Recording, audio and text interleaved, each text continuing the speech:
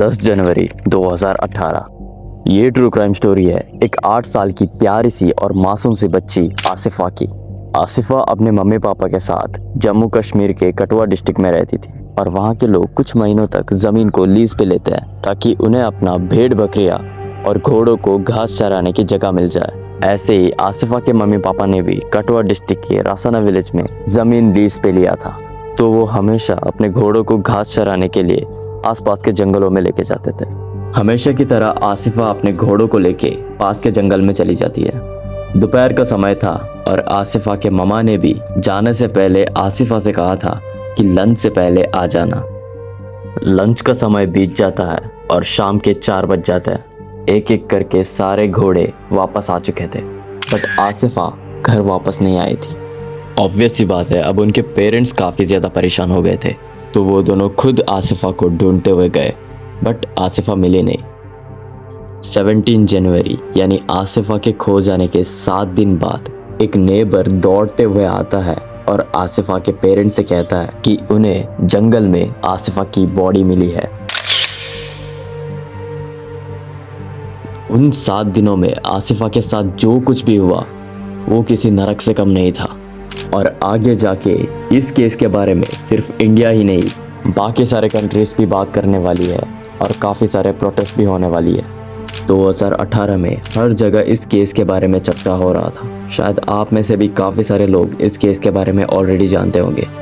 तो आखिर एक्चुअल में आसिफा को हुआ क्या था जिसके वजह से इस केस को इतनी ज़्यादा मीडिया अटेंशन मिली और इतने सारे प्रोटेस्ट भी हुए। वीडियो कंटिन्यू करने से पहले मैं अपना यूजुअल डिस्क्लेमर देना पसंद करूंगा। ये डॉक्यूमेंट्री काफ़ी इमोशनल होने वाली है क्योंकि ये एक 8 साल की बच्ची को इन्वॉल्व करता है, क्योंकि ऐसा भी हो सकता है कि ये चीज़ आपके दिमाग में काफ़ी टाइम तक रहे। कुछ भी हो सकता है, हर एक इंसान अलग है और हर एक इंसान की सोच भी अलग है। तो अगर आप लोग ऐसी चीज़ें नहीं देख सकते जिसमें ड्रग्स का इन्वॉल्वमेंट है और बच्ची का मर्डर हुआ है, तो अगर आप लोग ऐसी चीज़ें नहीं सुन सकते तो इस डॉक्यूमेंट्री को यहीं पे लीव कर सकते हो। बाकी व्यूवर्स को डिस्क्लेमर देना मेरी रिस्पॉन्सिबिलिटी बनती है। सो नाउ मैं स्टार्ट कर रहा हूँ। Asifa Bano, father name Mohammad Yusuf and mother name Nasima. एक छोटी सी फैमिली थी जो अपना जीवन अच्छे से जी रही थी, बट आगे जाके उनसे वो चीज़ छीन लिया जाता है एंड उनकी पूरी ज़िंदगी बदल दिया जाता है। उसी दिन के दोपहर के 12:30 को आसिफा अपने घोड़ों को लेके जंगल की तरफ चली जाती है और दोपहर के 2 बजे किसी ने आसिफा को देखा भी था, बट 4 बजे एक एक करके सारे घोड़े अपने घर वापस आ रहे थे, बट आसिफा घर नहीं आई। तो यूसुफ और नसीमा जी दोनों अपने बच्ची को ढूंढते हुए निकल गए। काफ़ी देर ढूंढने के बाद भी आसिफा उनको नहीं मिली थी, तो उन्होंने सोचा हीरानगर पुलिस स्टेशन में जाके कंप्लेंट दर्ज कराने का। और जब वहाँ पे वो दोनों कंप्लेंट लिखवाने गए थे तब पुलिस की बिहेवियर थोड़ा सा अलग था। पुलिस कंप्लेंट लिखवाने को मान नहीं रही थी। उन्होंने कहा आज नहीं बल्कि अगले दिन आना। यूसुफ और नसीमा दोनों अपने बच्ची को ढूंढते ढूंढते थक गए थे।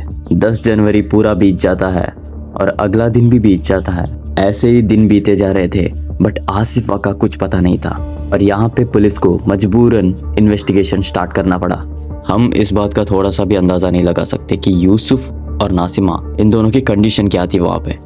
7 दिन बाद 17 जनवरी को आसिफा की बॉडी मिलती है। एक नेबर ने आके यूसुफ और नासिमा को ये खबर दी थी और जब वो दोनों भाग के वहाँ पे गए तो आसिफा की बॉडी वहाँ पे ज़मीन पे पड़ी थी। आसिफा की बॉडी का कंडीशन देख के कोई भी इंसान रो देता। आसिफा के दोनों पैर टूटे हुए थे और उसके पूरी बॉडी के ऊपर ब्लड था एंड आसिफा की पूरी बॉडी थोड़ा सा ब्लू कलर में टर्न हुआ था और उसके सिर को कुचला गया था। ऐसा लग रहा था जैसे कुछ भारी सा उठा के उसके सर पे मारा हो। उसके गर्दन को स्ट्रैंगल किया गया था और प्राइवेट पार्ट कंप्लीटली डिस्ट्रॉयड था। किसी के लिए भी अपनी बेटी को इस हालत में देखना एक मौत से कम नहीं है। बॉडी को तुरंत ऑटोप्सी के लिए कठुआ डिस्ट्रिक्ट हॉस्पिटल में भेज दिया गया। फोरेंसिक ऑफिसर्स ने भी काफ़ी सारे एविडेंस कलेक्ट किया क्राइम सीन से। 3-4 दिन तक किसी को कुछ पता नहीं था कि ये सब हुआ कैसे। आखिर इतने बेरहमी से एक 8 साल की बच्ची के साथ ये सब कौन कर सकता है? हर किसी के मन में बस यही सवाल गूंज रहा था अनटिल 22 जनवरी 2018। बॉडी मिलने के 5 दिन बाद इस केस में 8 लोग अरेस्ट हो चुके थे और हैरानी की बात यह है उनमें से 4 लोग पुलिस ऑफिसर थे और 8 लोग हिंदू कम्युनिटी से बिलोंग करते थे। अब मैं उन सब के नाम बता देता हूँ। The first one is Sanjiram. Sanjiram एक टेम्पल का पंडित था और यही था इस पूरे केस का मास्टरमाइंड। दूसरा तिलक राज, थर्ड दीपक कजूरिया, फोर्थ आनंद दुत्ता, फिफ्थ परवेश कुमार, सिक्स्थ विशाल, ये सांजीराम का बेटा था। Seventh Surendra Verma and the last one A juvenile जिसकी एज 18 से भी कम था। अप्रैल 9 को कठुआ कोर्ट में इन सब के ऊपर चार्जशीट फाइल होने वाली थी, तो इन सब को लेके कोर्ट में जाना था। बट यहाँ पे काफ़ी बड़ा प्रोटेस्ट हुआ था किलर्स के पक्ष में, यानी आप लोग समझ सकते हो लिटरली किलर्स को सपोर्ट किया जा रहा था और 2 मिनिस्टर्स भी इस प्रोटेस्ट में भाग लिए थे। और उस प्रोटेस्ट में लोग ये भी कह रहे थे कि अगर इन 8 लोगों को रिलीज़ नहीं किया तो हम यहाँ पे खुद को जला देंगे। यानी 2 तरीके का प्रोटेस्ट हो रहा था हर जगह पे, एक किलर्स के साइड था और दूसरा किलर्स के खिलाफ। बस इतना ही नहीं, आसिफा के फैमिली को भी लाइफ थ्रेटनिंग्स मिल रही थी, तो कोर्ट ने आसिफा के फैमिली को पुलिस प्रोटेक्शन का ऑर्डर दिया और जो आसिफा के केस लड़ने वाले लॉयर थे उनको भी रेप थ्रेटनिंग्स मिल रही थी। यहाँ पे लिटरली लोग ये तक भूल चुके थे कि यहाँ पे एक 8 साल की बच्ची का रेप और मर्डर हो चुका है। लोग बस रिलीजन के लिए लड़ रहे थे, बट उस बच्ची का क्या जिसको रिलीजन का मतलब भी नहीं पता। किलर्स को सपोर्ट करने का कारण था वो ये था कठुआ रीजन पे ज़्यादातर लोग हिंदू थे एंड कुछ नमादिक मुस्लिम कम्युनिटी भी वहाँ पे रहती थी एंड मुस्लिम्स हिंदू से ज़मीन लीज पे लेते थे एंड कुछ लोगों को ये सब पसंद नहीं आता था। बेसिकली उनको ज़मीन देना इनको पसंद नहीं था।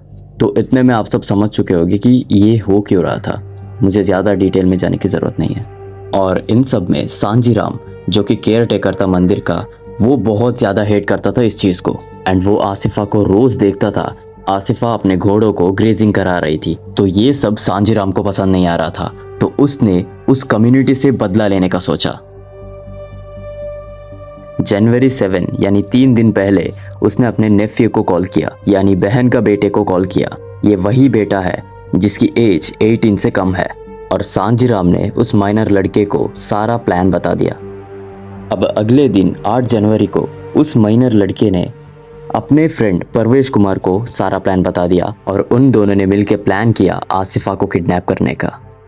उसी दिन उन दोनों ने नींद की दवाई जैसा कुछ लिया था, बाई किया था और अब उन दोनों ने पूरा प्लान किया था आसिफा को किडनैप करने का।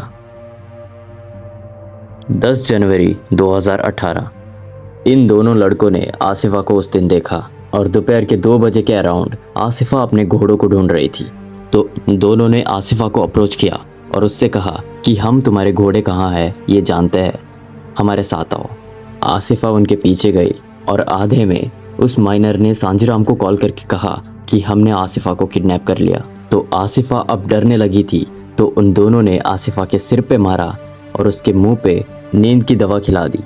दोनों ने आसिफा के साथ किया और आसिफा को पूरा प्लास्टिक में कवर करके टेंपल के पास लेके गए जहाँ पे सांजीराम केयर टेकर था और उन्होंने आसिफा को उस टेंपल में छुपा के रखा। और जब आसिफा कॉन्शियस हुई तो उसे ड्रग्स खिला दिया गया। उसके बाद उन्होंने एक एक करके आसिफा का फिर से रेप किया एंड उसके बाद सांजीराम ने अपने बेटे विशाल जन्गोत्रा को कॉल किया। विशाल उत्तर प्रदेश के मेरठ में पढ़ता था।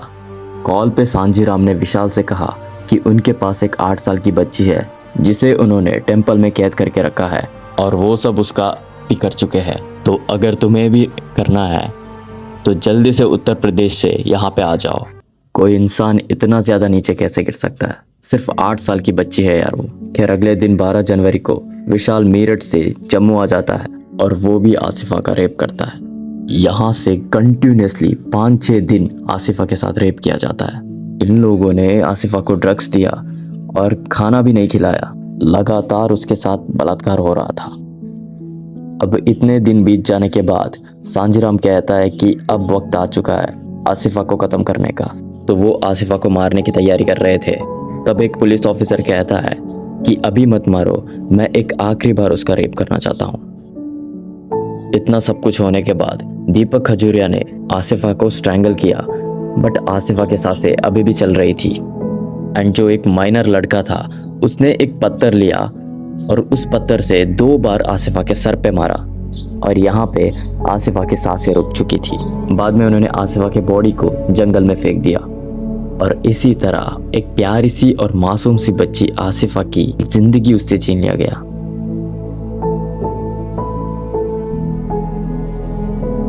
और एक और चीज गाइस, जब उन्होंने आसिफा को उस मंदिर में रखा था, 5-6 दिन तक वो लगातार उसका रेप कर रहे थे, तब उस मंदिर में भंडारा भी होता था। 500 के आसपास लोग उस मंदिर में आते थे। बट इन लोगों ने एक अलग सा कमरे में आसिफा को बंद करके रखा था जहाँ पे कोई आता जाता नहीं था।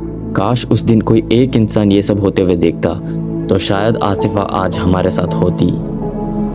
सांजीराम का बेटा विशाल, उसने कोर्ट में कहा कि वो मर्डर के दिन मेरठ में एग्जाम दे रहा था, बट उसका हैंड राइटिंग एग्जाम पेपर से मैच नहीं कर रहा था। बाद में एक सीसीटीवी फुटेज दिखाया गया मेरठ का, जहाँ पे विशाल एटीएम से मनी विड्रॉ कर रहा था।